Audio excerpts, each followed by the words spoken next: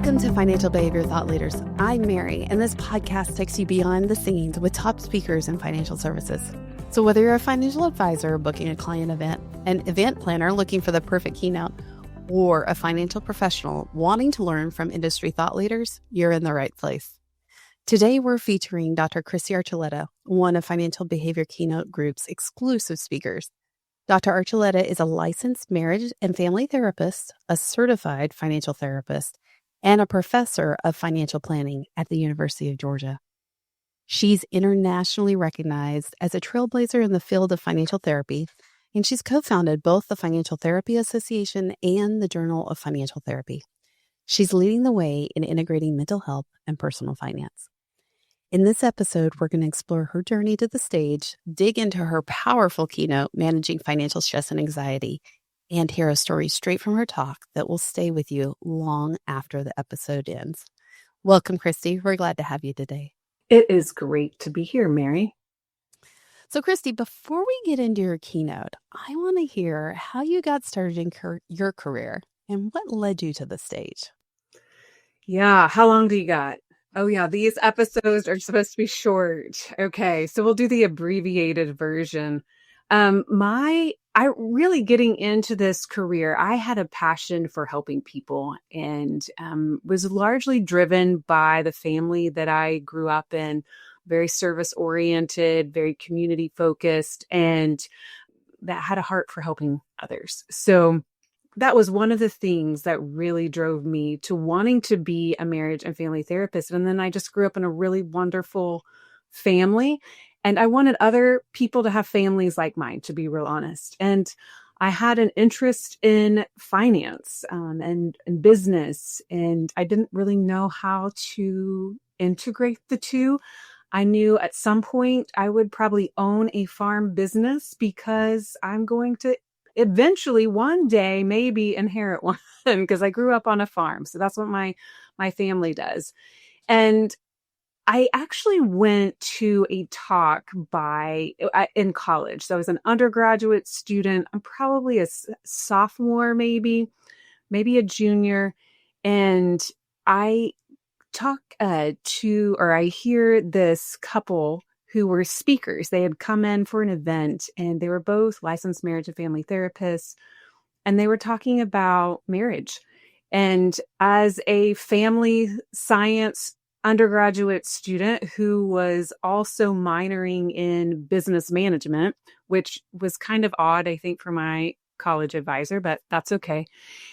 The couple talked about how money was a huge source of conflict for couples. And I had never heard that before. And as I left that talk, I remember very vividly walking back to my house and thinking, this is what I could do. I can somehow work with couples and money issues at the same time because they are overlapping. And so I just started looking for spaces and places that would help to really train me to do that. At that point in time, again, talking in decades, several decades ago, there wasn't a place to do that. And so I just kind of had to make it up. And so I looked for marriage and family therapy programs that were kind of hooked into a financial planning program, like as in hooked in, like it was maybe in the same college as the marriage and family therapy program. And so I started doing some investigating around that and ended up at Kansas State and just had some wonderful mentors there to help shape my career and where it is today. So you're a pioneer for sure, right? Because you're right. Nobody was thinking money and therapy in the same sentence. No. I remember Carl Richards a few years ago said from the stage, Kristy's the godmother of financial therapy. And I thought, that really sums it up in just a couple of words. So you're really known for this idea of financial therapy, financial anxiety, so many of these topics. But how did you get them to the stage? Okay, people are probably going to laugh at this story, but I was literally the kid on stage at the church Christmas program when I'm like 4. I think I did it every year, actually. Whenever we were old enough to be on stage, we'd come out there and I would just start bawling because I was terrified, so terrified. And I am sure that this was the most embarrassing experience for my parents. So anyway, that was me, and just terrified of being on stage. And I think just getting into teaching, and then the practice of being up in front of college students, that will take that fear right out of you, because number one rule in teaching is never show fear. Yes. So, doing that day in and day out, I think really made me more comfortable being up on stage. And then being in front of diverse sets of audiences, not just students, I recognized there was this opportunity when people would come up and say, I hadn't thought about that before, or, wow, I need to, this resonated with me. I really need to sit on this more. Um, those, you really never know how something you might say might sit with someone and have an impact on them, and even lead them towards on some sort of change journey. And I just found that it was so exciting to be able to have an impact on people when there's more than just one or two people in the room, because I'm also a therapist, so was used to doing that in therapy sessions. But putting that out on a bigger stage was really important. Well, I really think it's part of being a pioneer. If you're the first one doing this, you have to be part of that movement that takes it out and furthers it.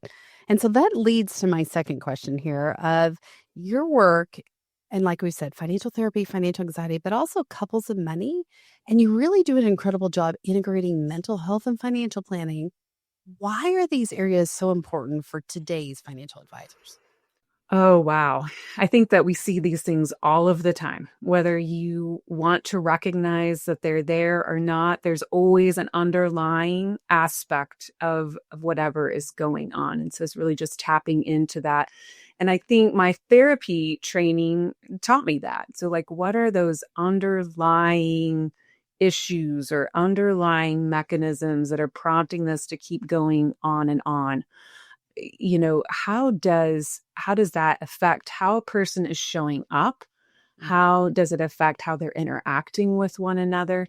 And then what are some of the tools and techniques, aka interventions, if in the therapy world, how can we utilize those from mental health to have an impact on clients in financial services? And so I think one of the things that was shocking to me very, very early on is that financial planning, financial services, that is a people business. But we did not train students to do people work. The most we gave them, and when at the institution I was at, we had a very strong financial counseling communication curriculum. And so they were definitely getting more there already than most other students were at the time. And, but still, it was not getting at the heart of issues. It wasn't diving into some of the things that are so important. Yeah, they were essential skills that we were really training people to have those essential skills to communicate, but not necessarily help them change or alter a path that they were on, whether that was in regard to financial behavior specifically, or some of these other things like financial anxiety and stress, couple conflict around money, family conflict around money. And so how do we do that? And how do we do it effectively? I think one of the things that you do so well at is you've studied this body of literature that's known as psychology, right? And many of us, myself included, I have no background in psychology. And yet as a student learning from you, you were able to take those psychological principles, which by the way, have been around for decades and even hundreds of years, but are very new to us in the financial services world, and apply them. And I'll give one quick example: solution-focused therapy. that has been around for decades, and it has been studied and researched very thoroughly in the psychological world. It has never been brought to financial services. And you were the first to do that. And it was really amazing to see this framework, which was so different than what we're used to as financial advisors. And you bring it to life in a financial planning setting. I think that's what excites me as a practitioner, but also as a research, that you get to utilize something that has been studied and taken from somewhere else and really apply it in kind of a cool way to make it come to life.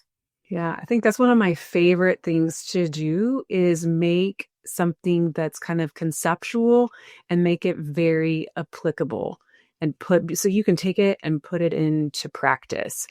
So I love to make things very complex, very relatable.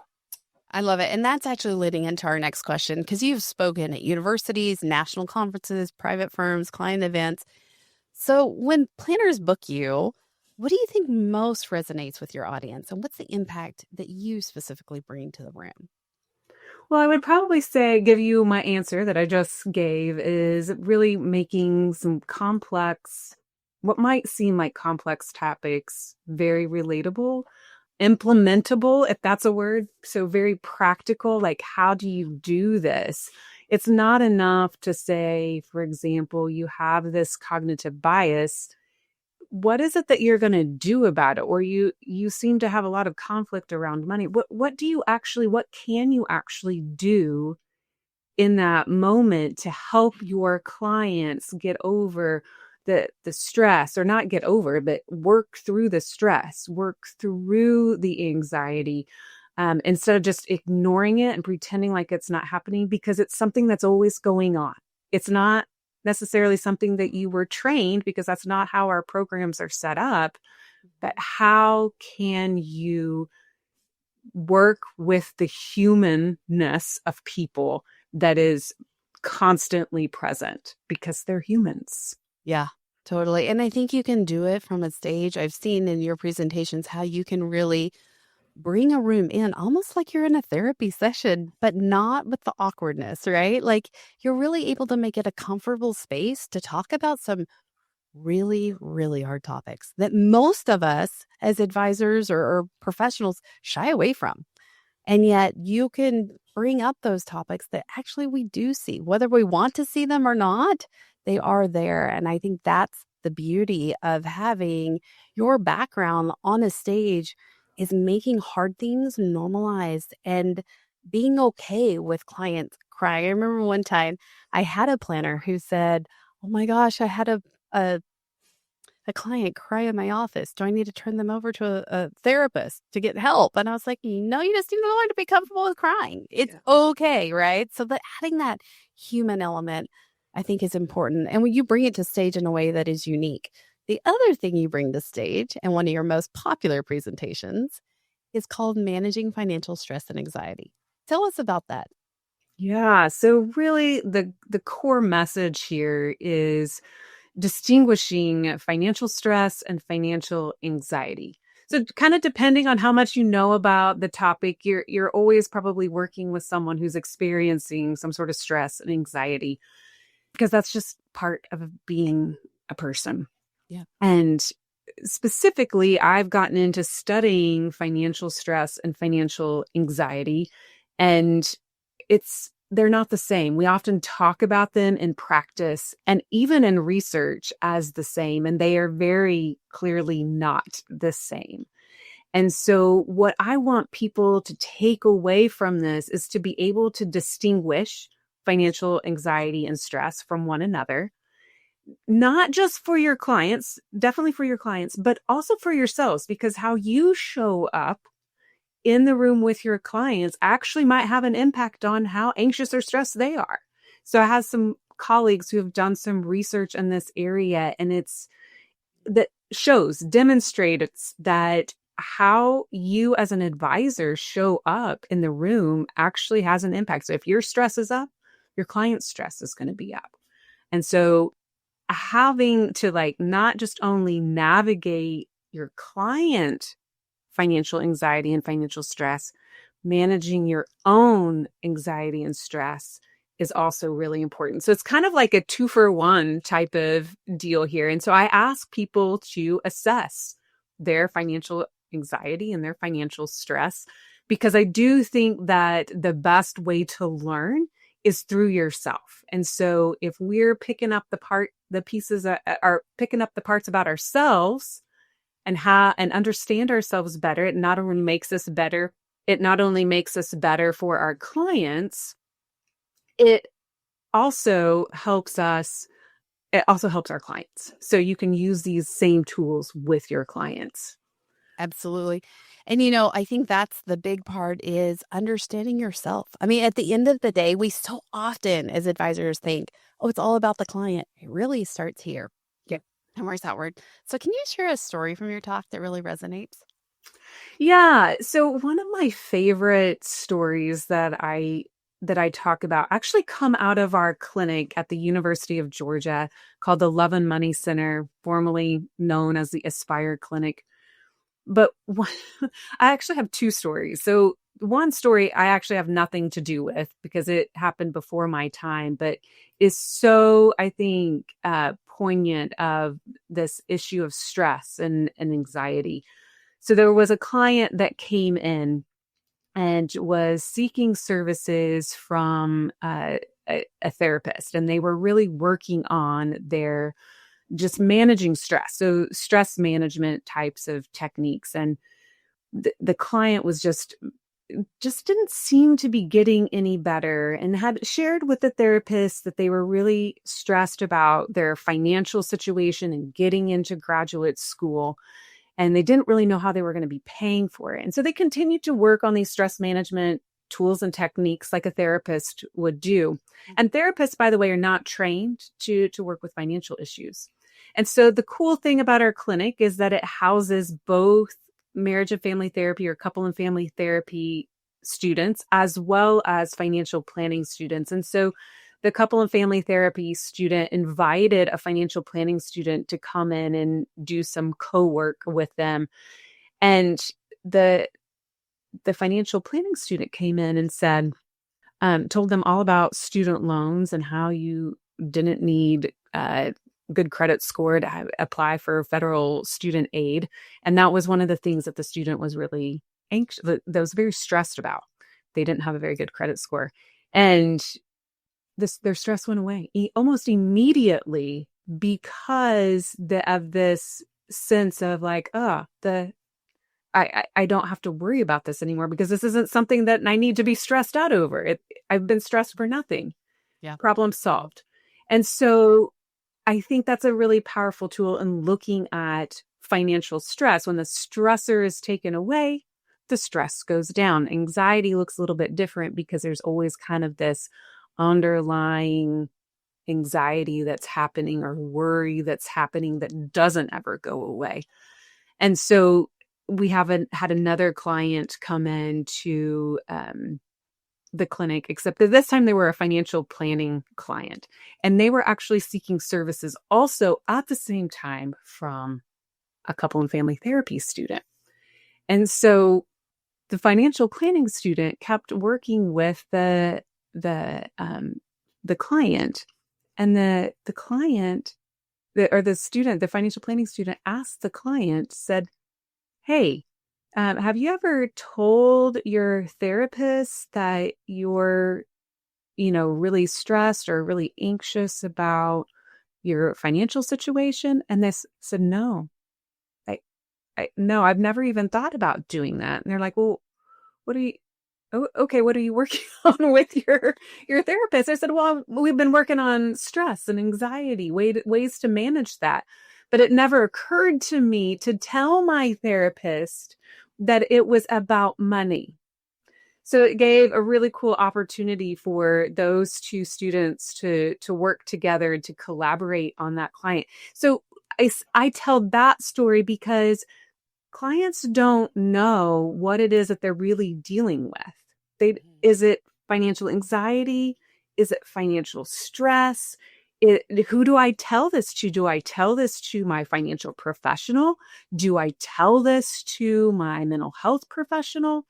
And I think the really important thing here is that sometimes as a financial professional, you're the first one to know some of the most intimate aspects of a client's life and what a powerful and important place and position you have in that client's life.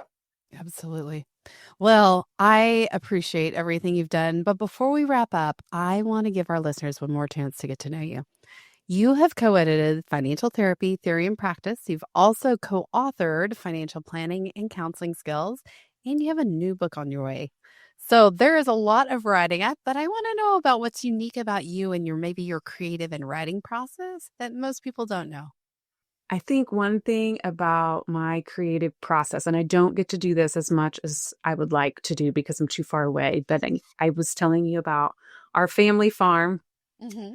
And that is my favorite place to be and to think is on a tractor in the middle of a field, working the ground. It's where I come up with my best ideas and how I plan things out. I love that. Yeah, no, something about the earth and just that grounding. I've talked to you a few times on that tractor, and I will say you get pretty creative in a tractor. So I think that's our message today is if you don't own a tractor yet, go get one and work the earth, right? That's right. That's right. Might write a book. I call it farm girl therapy. Farm girl therapy. I love it. Well, Kristy, thank you so much for joining us today. And if you're looking for an engaging, insightful speaker for your next event, someone who can address both the emotional side of money with both clarity and compassion, you can learn more and book Kristy at keynote.financial. Thank you for joining us in this episode of Financial Behavior Thought Leaders, and join us next time for more insightful discussions with the voices that influence this industry. Thank you, Kristy. Thanks, Mary.